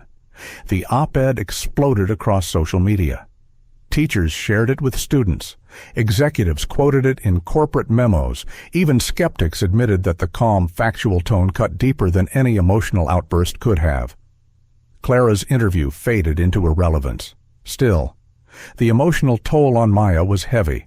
She found herself staring at the night sky from her apartment balcony, searching for constellations through the city haze. She whispered to herself, I just wanted to study the stars. Why am I here, fighting this battle? The answer came not in the form of cosmic clarity, but in an email from a young flight attendant named Sophie. Unlike Clara, Sophie had admitted her mistakes early. Now she was enrolled in community college, studying social work. She wrote, Your grace gave me the courage to change. Without your calm example, I would have run away from my failure. Instead, I am learning to face it. Thank you. Maya wept quietly as she read those words. She realized then that her battle was not about statistics or shareholder meetings. It was about individual lives, one by one. Meanwhile, Adrian was not content to limit the initiative to Celestia. He began calling rival CEOs, challenging them to adopt similar reforms. Some agreed, others scoffed, but his persistence was relentless. He reminded them that scandals cost more than training, that dignity was cheaper than lawsuits, that passengers were watching. The industry began to bend, not break, not yet, but bend. Still, resistance remained fierce. At a private industry summit in Geneva, Maya faced a panel of airline executives. One accused her of undermining crew authority. Another suggested that her initiative was unnecessary because discrimination is no longer a serious issue. Maya sat at the table, her hands folded, her expression calm. When it was her turn to speak, she did not raise her voice. She listed facts, complaint records, passenger testimonies, video evidence. She ended with the quiet force that had become her hallmark. Discrimination does not always shout. Sometimes it whispers. And if you do not train your people to hear the whispers, you will never know the damage you cause." The room fell silent. Even her fiercest critic had no immediate reply. That night, as she walked through the quiet streets of Geneva, Maya thought about the paradox of her life. The scientist who studied galaxies had become the voice for something far more human. She felt torn, yet also strangely whole. Her father had loved the stars because they revealed truth. She realized now that truth was not just written in cosmic radiation, but in the way people treated one another. She returned to her hotel, opened her laptop, and finally added a new line to the draft of her research paper. Her worlds were not separate after all. They were intertwined. The Carter Initiative was not a detour from her life's work. It was an expansion of it. The Geneva Industry Summit was supposed to be a celebration of aviation's future. Executives arrived in sleek cars, wearing tailored suits, speaking the language of profits and prestige. The great glass atrium of the convention center shimmered in the winter sun, banners proclaiming innovation, safety, growth. Yet beneath the polished surface, tension rippled. Everyone knew the Carter Initiative would dominate the private conversations. Maya Carter walked into the atrium with quiet resolve. She wore a simple navy dress, her hair pulled back, her posture calm but unyielding. The murmurs began almost instantly. Some recognized her as the astrophysicist who had mapped cosmic radiation. Others knew her as the woman who had brought an airline crew to their knees with nothing but truth. For many, she represented change they weren't ready for. Adrian Cole joined her at the entrance. He looked every inch the executive, his gray suit immaculate, his tie understated, yet his eyes betrayed a simmering impatience. "They're circling the wagons," he whispered to Maya. "Most of them don't want reform. They want the illusion of reform." Maya offered him a faint smile. "Then we show them reality." The morning sessions rolled by, filled with charts about fuel efficiency and speeches about digital booking systems. But the real battle came in the afternoon, in a closed-door session titled Passenger Dignity in Modern Aviation. It was a panel of 7 executives, 1 regulator, and, at Adrian's insistence, Dr. Maya Carter. The room was smaller than the Grand Hall, but far more charged. Cameras were banned, though everyone knew leaks would emerge within hours. Each seat at the U-shaped table held a microphone. Bottles of water gleamed under the lights. The moderator, a polished Swiss lawyer, introduced the topic with cautious neutrality. Recent events have raised pressing questions about the treatment of passengers. Some airlines have adopted new measures. Others remain unconvinced. Today, we will discuss whether initiatives like Celestia Airways program are sustainable, necessary, or even wise. The first executive to speak was Gerald Whitford, CEO of Atlantic Crown Airlines, a man known for his booming voice and blunt opinions. "With respect," he said, leaning into the microphone, "this so-called initiative is a solution in search of a problem. Our data shows fewer than 1% of passengers file discrimination complaints. To upend decades of training for such a small number is irresponsible." Maya listened, hands folded. Her pulse quickened, but her expression never shifted. She waited until the moderator gave her the floor. "Mr. Whitford," she began, her voice measured, with respect. "The 1% you cite are the ones who found the courage to report. Studies show most incidents go unreported, either because passengers fear retaliation or because the prejudice is subtle. The fact that someone is made to feel invisible doesn't always produce paperwork, but it always produces pain." The words hung in the air. Whitford frowned but said nothing. Next was Helena Strauss of Eurosky. She spoke elegantly, her German accent crisp. "Dr. Carter, no one disputes that respect is important, But airlines are not social laboratories. We have schedules to keep, safety protocols to follow. If crews must constantly second-guess every word for fear of being accused of bias, efficiency will collapse. Maya leaned slightly forward, her eyes calm but steady. Efficiency without dignity is not efficiency. It is oppression in disguise. The cost of one delayed flight is measurable. The cost of a life marked by humiliation is not. We cannot measure dignity in minutes. A ripple of murmurs moved through the room. Adrian caught her eye across the table and gave the faintest nod. The regulator, a Frenchman named Jacques Renard, shifted in his seat. Dr. Carter, what you propose is noble, but implementing it industry-wide will be costly. Training, oversight, legal exposure. Shareholders will resist. Maya drew in a slow breath. She thought of the endless nights staring at the stars, how the universe followed unshakable laws. She thought of her father's lessons. Truth is not measured in profit margins. She spoke softly but firmly. Shareholders can resist, but passengers are watching. Videos go viral. Stories spread. The cost of doing nothing is already higher than the cost of change. Every scandal erodes trust, and trust, once lost, cannot be bought back with stock buybacks or loyalty programs. The room fell silent. Even Whitford, red-faced moments earlier, seemed unsure of himself. Then came the sharpest voice of all. Richard Lennox, head of Sky Dominion, leaned into his mic. Dr. Carter, let us be honest. You are a scientist, not a crew member. You don't understand what it is like in the cabin when tensions rise, when passengers demand everything at once. You had one bad flight. Now you want to reshape an entire industry.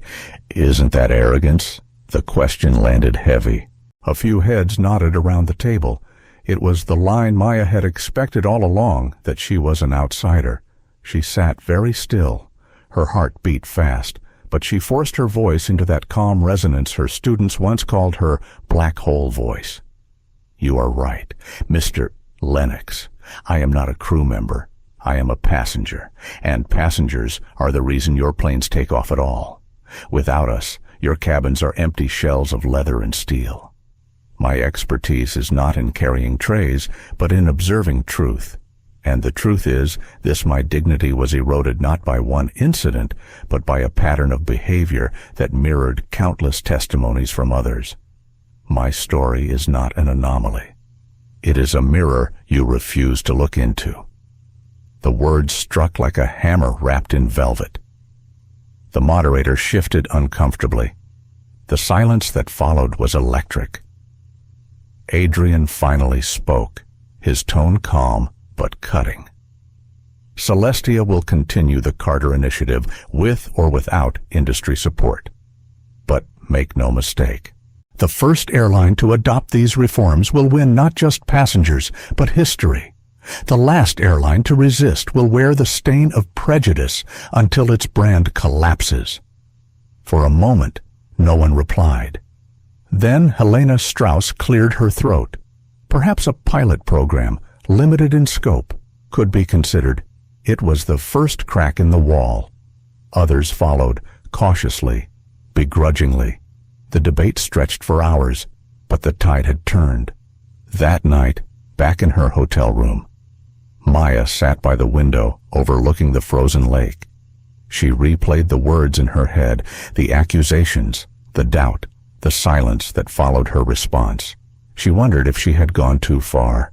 She wondered if she had revealed too much of her own wound. Adrian knocked gently and entered with 2 cups of tea. He set one beside her and sat across from her. For a long moment they said nothing, listening to the muffled city outside. Finally he spoke. You did what none of them could. You told the truth without flinching. That is harder than building a fleet of aircraft. Maya smiled faintly, but her eyes shimmered with fatigue. Sometimes I feel like I'm carrying the weight of the sky itself. Adrian reached across the table and placed his hand over hers. Then let me carry some of it with you. For the first time in weeks, she let herself rest. The Geneva summit ended with polite applause and cautious commitments, but beneath the surface, battle lines were drawn. Some executives left the room whispering about pilot programs. Others stormed out, determined to resist. Maya Carter sensed it as she walked through the marble lobby toward the waiting car. Change had begun, but it would not come quietly. That night, news of her speech leaked. A journalist who had spoken to an anonymous source published a detailed article titled "The Woman Who Shamed the Skies." The piece described Maya's calm dismantling of Richard Lennox, her insistence that dignity was as vital as safety, and her haunting line, "My story is not an anomaly. It is a mirror." Within hours, it spread across digital platforms. By morning, the headline trended in 3 continents. Clips from past passenger incidents resurfaced. A woman live-streamed her story about being ignored during a medical emergency. A man recounted being accused of fraud at check-in. Dozens of small humiliations poured out, each echoing Maya's experience. The airliner's carefully crafted reputations began to wobble under the weight of collective truth. Celestia Airways released a short statement reaffirming its full commitment to the Carter Initiative. The wording was clear, decisive, and pointed. Other airlines tried to issue neutral statements about exploring new training options, but their hesitance was obvious. Passengers noticed, activists noticed, investors noticed. The backlash hit its first target within 48 hours. Atlantic Crown Airlines. The company led by Gerald Whitford faced a storm after a video emerged of a black family being denied boarding upgrades while others were allowed. The footage went viral under the hashtag #WeSeeYou. Stock prices dipped. Calls for boycotts filled social media. Whitford tried to downplay the event, calling it an isolated misunderstanding, but the timing was catastrophic.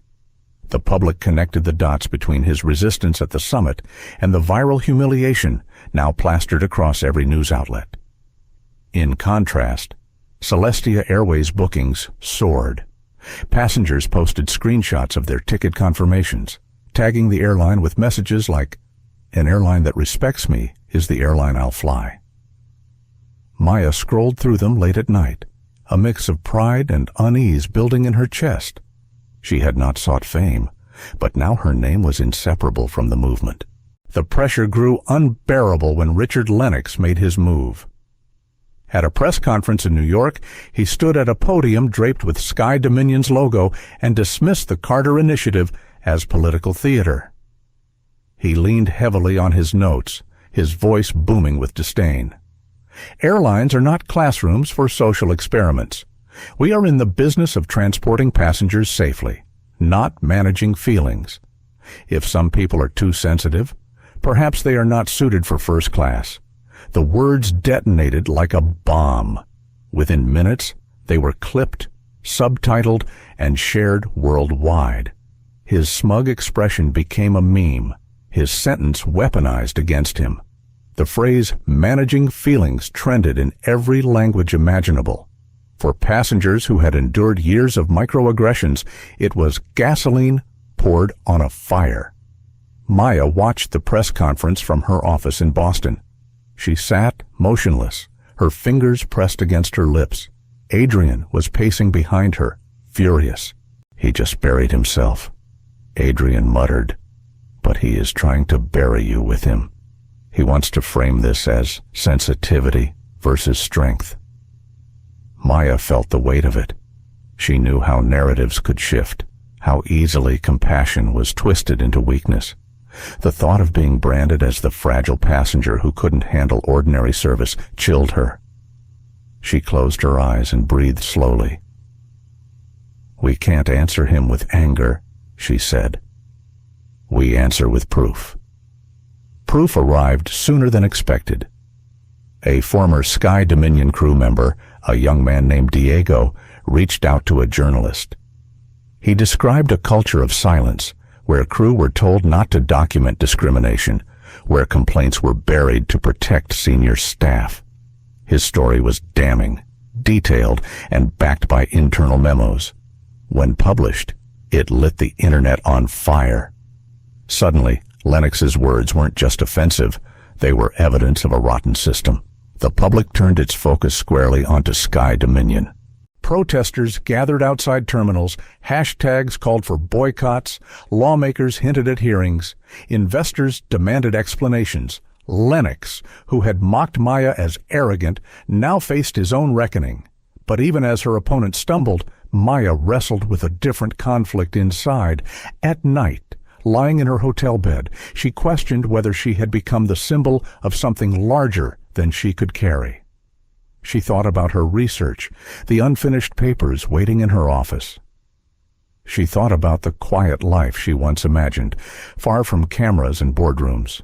Was this truly her path, or had she been pulled into a fight that would consume her in those moments of doubt? She remembered the look on Brenda's face when Alistair had called her my queen. She remembered Heather's trembling apology, scrawled in a letter months later. She remembered passengers she had met since the summit, people who whispered, "Thank you for speaking for us." Her doubts softened, not erased, but reframed. This wasn't about fame. It was about responsibility. She could not choose the role, but she could choose how to live it. 2 weeks after Lennox's press conference, the breaking point came. A video surfaced from a Sky Dominion flight departing Los Angeles. A black teenager was accused of trying to sneak into business class despite holding a valid ticket. A flight attendant confronted him aggressively, calling security. Other passengers recorded the scene, capturing the teen's quiet insistence and the attendant's hostility. The boy was removed in tears. The footage was raw, heartbreaking, and undeniable. Within hours, it dominated every platform. The hashtag #MySeatMyRight spread like wildfire. Protesters flooded airports. Sky Dominion stock plummeted. Politicians demanded hearings. Richard Lennox vanished from public view, rumored to be under immense pressure from his board. Maya watched the video with tears in her eyes. She saw in the boy's face a reflection of her own flight, the same disbelief, the same humiliation. It reignited the anger she had tried to keep buried. She knew this was no longer about industry debates or corporate statements. This was a moral emergency. That evening, she and Adrian convened an emergency meeting with Celestia Airways leadership.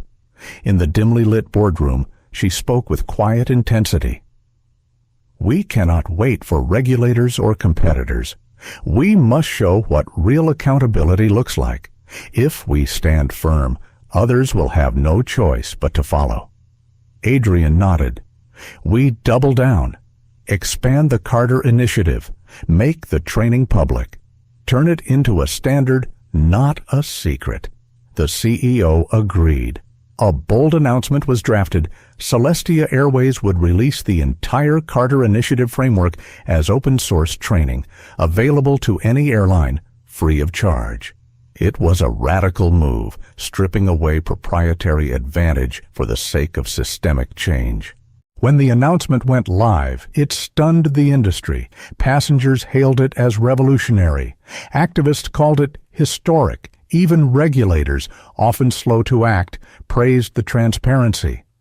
The contrast between Celestia's boldness and Sky Dominion's disgrace was so stark that no neutral ground remained. Airlines had to choose dignity or decline. For Maya, it was the moment everything crystallized. The summit debates, the backlash, Lennox's arrogance, the viral video of the teenager, all of it converged here. She had become not just a passenger who endured injustice, but a leader who reshaped the rules of flight itself. Yet, as applause poured in, she sat quietly by her office window, staring at the night sky. She thought of the stars, silent and impartial, untouched by human cruelty. She thought of the boy in the video, his tears staining his boarding pass. She whispered into the dark, almost as a promise to herself. This cannot happen again. The movement was no longer just beginning. It had reached its breaking point. The storm that Richard Lennox had tried so hard to dismiss could no longer be contained. Within 3 days of the viral video of the black teenager removed from his seat, Sky Dominion Airlines was in free fall. News anchors opened every broadcast with clips of the boy's quiet dignity contrasted against the crew's aggression. Editorials questioned how such behavior could persist in 2025. Investors withdrew billions in capital. The airline's board convened an emergency session that stretched into the early hours of the morning. By sunrise, Lennox was gone. The official statement used phrases like mutual separation and new direction. But the truth was clear. His arrogance had become a liability too great to ignore. For years he had ruled by intimidation, scoffing at any challenge to his authority. Now he was reduced to a headline of downfall. His picture plastered under the words, "Resigns amid scandal." Maya Carter watched the coverage from her Boston apartment. The city was just waking up, the faint light of dawn softening the skyline. She felt no triumph, only a somber heaviness. Adrian brought her coffee and set it beside her without speaking. He knew the battle was far from over. Removing one man could not erase the culture that had enabled him. She closed her eyes and thought of the boy. She wondered if he was eating breakfast at home, scrolling through his phone, realizing that millions of strangers were now defending him. She hoped he understood that his tears had changed something far larger than one flight. Later that morning, Maya joined a video call with Celestia Airways executives. The Carter Initiative had become the center of global aviation reform, and they needed her guidance on the next steps. Adrian sat at her side, notebook open. Across the screen, faces of airline leaders, HR specialists, and policy advisors filled the grid. "We are entering a fragile moment," Maya began, her voice calm but steady. "Public anger is fierce, and rightly so, but anger can fade. What lasts is structure. We must move quickly to create systems that prevent silence and punish neglect." The CEO nodded. "We are ready to expand the initiative publicly. Your framework has already been downloaded by 4 regional airlines.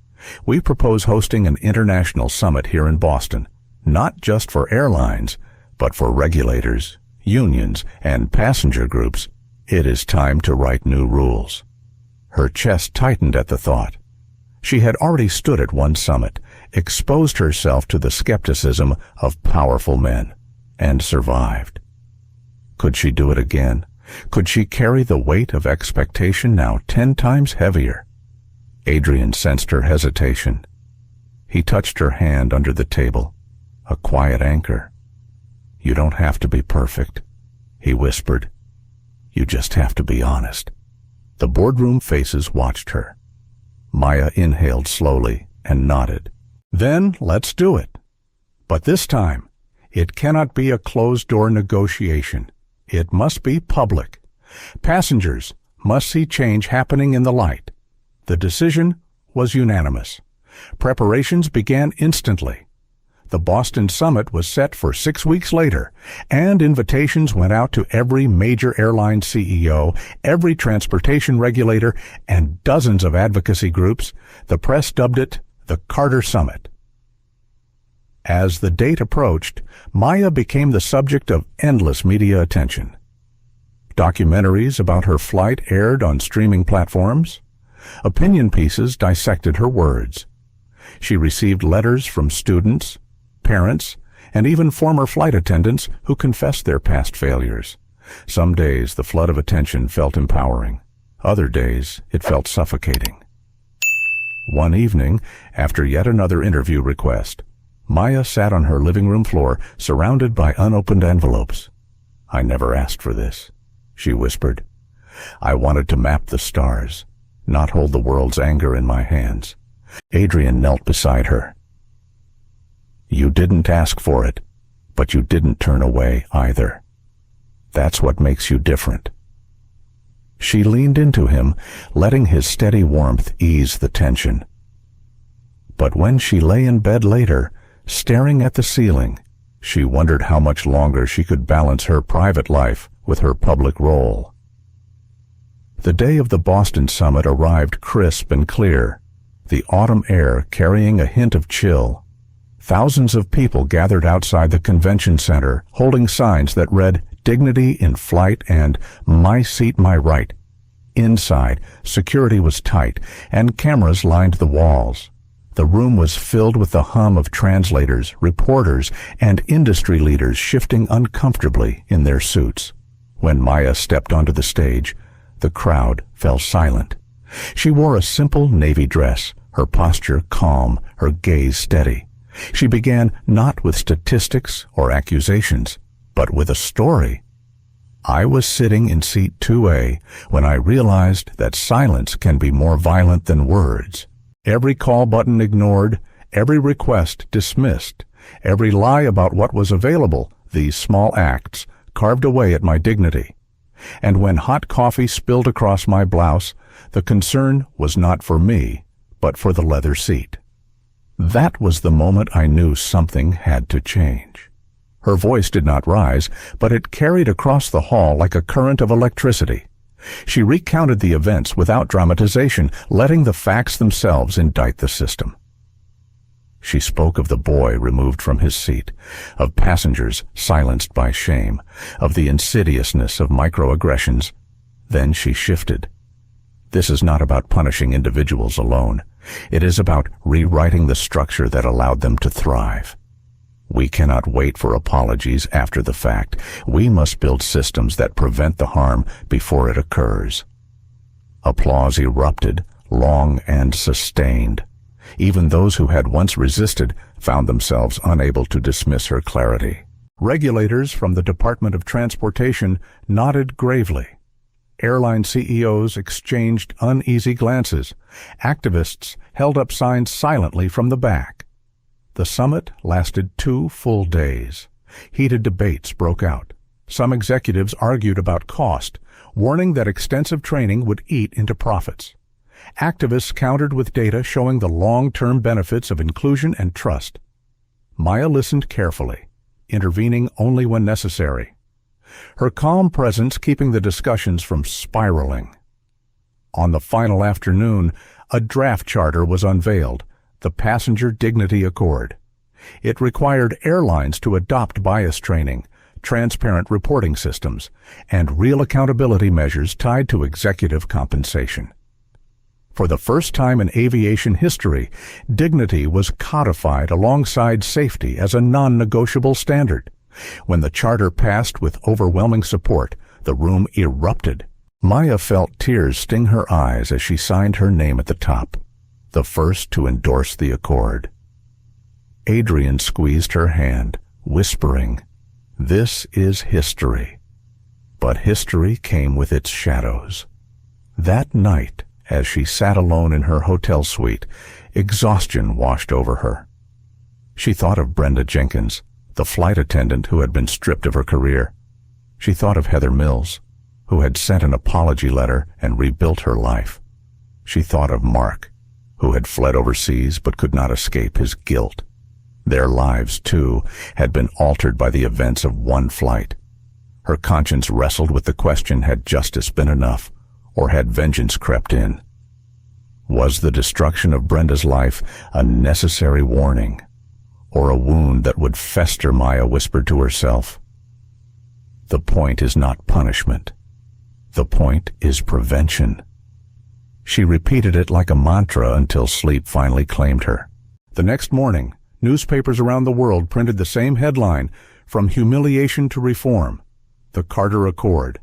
Passengers celebrated, activists wept.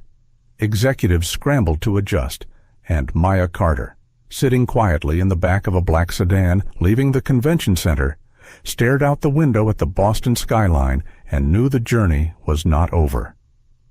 Change had begun, but she carried a haunting awareness every victory was temporary unless it was defended. The reckoning was not an end. It was the beginning of a new, more difficult chapter. The first winter snow was falling softly over Boston when Maya Carter stepped out of the Celestia headquarters building. Flakes clung to her dark coat and melted on her cheeks. She paused on the steps, staring up at the gray sky, and exhaled slowly. 6 weeks had passed since the Boston summit, yet the ripples of that moment had spread across the globe. Airlines from Europe to Asia were announcing their adoption of the Passenger Dignity Accord. Regulators were weaving its provisions into law. Universities requested her lectures. Corporations begged for consulting, and media outlets competed for interviews. She had become a reluctant icon, a symbol of dignity in transit. But as she stood there watching the snow fall, she felt both pride and fatigue. Inside the building, Adrian was finishing a call with the board. He emerged a few minutes later, carrying his leather briefcase and flashing her a warm smile. They approved the initiative budget, full funding for the next 5 years, training modules, reporting systems, everything. It's official. Maya let out a small laugh of disbelief. We actually did it. No, Adrian corrected gently. You did it. But she shook her head. It was never just me. It was every passenger who spoke up, every crew member who refused silence, every protester who carried a sign. I just happened to be the one in seat 2A. That evening, they returned to their apartment. The city glowed under a blanket of snow, and the familiar comfort of home wrapped around them like a quilt. For the first time in months, Maya cooked dinner herself, chopping vegetables slowly, letting the ordinary rhythm soothe her. Adrian poured wine and set the table. They ate in companionable silence, savoring the normalcy. Later, as they sat on the couch, Maya pulled out a letter she had received that morning. It was from Heather Mills, the junior flight attendant who had spilled the coffee. Heather had written again, this time describing her work at a community center in Ohio, where she was helping refugees adjust to life in the United States. I think about that day every time I meet someone who feels out of place. The letter read, "It reminds me to choose kindness, to listen, to protect. My failure has become my compass." Maya folded the letter carefully and placed it back in its envelope. "She is becoming the person she should have been all along," she said softly. Adrian nodded. "That is because you gave her a chance to learn." But Brenda Jenkins remained a darker shadow in Maya's mind. The former lead flight attendant had disappeared from headlines, her name whispered only as a cautionary tale within the industry. Some said she was working retail, others that she had left the country.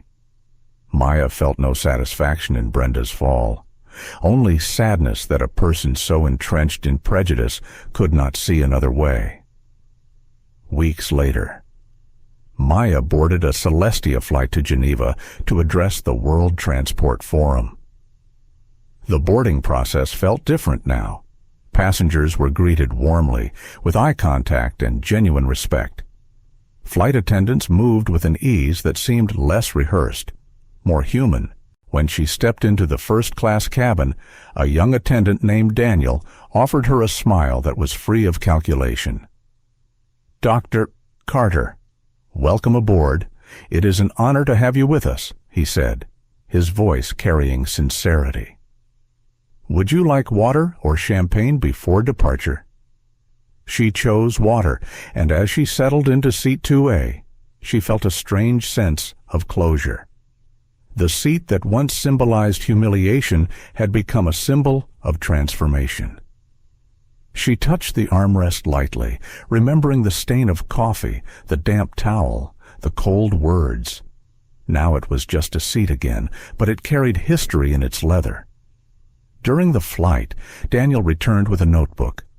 "I hope you don't mind, but I wanted to show you something," he said. He flipped the pages to reveal notes from his training in the Carter Initiative. At the top of one page, written in bold letters, were the words, "A ticket buys a seat." Our duty is to provide dignity. It changed the way I think about this job, he told her, not as service, but as stewardship. Every passenger is a story in motion. We either honor that story or diminish it. Maya felt tears prick her eyes. She reached out and touched his hand briefly. "You will go far," she said. The flight landed smoothly in Geneva. Cameras flashed as she stepped into the terminal, but she walked past them with her usual quiet composure. The speech at the World Transport Forum was hailed as historic, but for her it was simply another step. The real victory was not in the applause, but in the quiet transformations she had already witnessed. Months later, back in Boston, Maya taught a guest seminar at a university. Students filled the lecture hall, eager to hear from the woman whose story had changed an industry. She spoke of the cosmos, of the impartial elegance of physics, and of the messy, imperfect humanity that existed on Earth. She told them that dignity was not a gift to be granted, but a right to be recognized. After the lecture, a young black woman approached her, tears in her eyes. "I was on a flight last month, and for the first time, I felt truly seen. They treated me like I belonged, like I was welcome. I know it was because of what you did." Maya hugged her gently. "It was never just me," she whispered. As spring arrived, Maya and Adrian finally took a vacation. No speeches, no boardrooms, no cameras, just a quiet island off the coast of Maine, where they walked along rocky beaches and watched the tide roll in. One evening, as the sun dipped below the horizon, Maya stood at the water's edge and felt a profound stillness settle inside her. The battle was not over, but she had given the world new tools, new language, new courage. She thought of her father, who had taught her that the stars did not care about our prejudices. They shone on everyone equally. She thought of the boy whose quiet tears had become a catalyst for change. She thought of the thousands of passengers who would never know her name, but who would feel the difference in how they were treated. Adrian came up beside her and wrapped his arm around her shoulders. "What are you thinking about?" he asked. "Legacy," she replied simply. He kissed her temple. Then, "Know this, yours is secure." The waves crashed softly, the sky darkened, and the stars began to appear one by one. She tilted her head back, watching them emerge, countless and eternal. In that moment, Maya Carter knew that her trajectory had been corrected. What began as humiliation at 35,000 feet had become a movement anchored to the very core of human dignity. Her story was no longer just hers. It belonged to every person who refused to be invisible, to every voice that demanded to be heard, to every soul who believed that respect should never be conditional. And as the tide continued its endless rhythm, Maya smiled. The universe was vast, the journey long, but she had helped bend its arc, if only slightly, toward justice. What began as a humiliating flight became a turning point for an entire industry. Dr.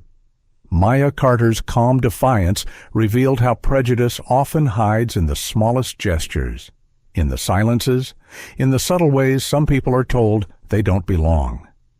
Yet her quiet strength transformed humiliation into justice, and justice into lasting change. The flight crew who dismissed her learned that actions have consequences.